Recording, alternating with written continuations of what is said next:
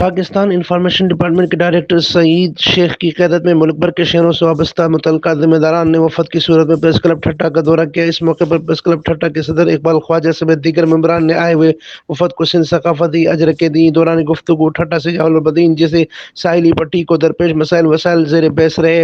سندھ میں بے روزگاری، غربت، بدکاروں کے مسائل، پانی کی قلت سمیت سردارانہ نظام و ڈیرہ شاہی کو بے نقاب کرنے، قلمی جدوجہد کی پاداش میں اہل قلم صحافیوں کی کاوشوں اور جان کو خطرے میں ڈال کر معاشرے کا ترجمان بننے جیسے موضوعات پر ڈسکس رہی۔ وفد نے سندھ کی صحافت کو جہاد سے تعبیر کرتے ہوئے سندھ صحافیوں کو خراج پیش کیا۔ وفد میں پشاور کے خوشحال خان خٹک، لاہور کے قاسم فاروق، کراچی کے عائشہ عارف، ملتان کی عائشہ جاوید، ڈیرہ غازی خان کے عمر خان، ایبٹ آباد کے شجاعت، قرۃ العین حفظہ، بطول حافظہ ڈار و دیگر شامل تھے۔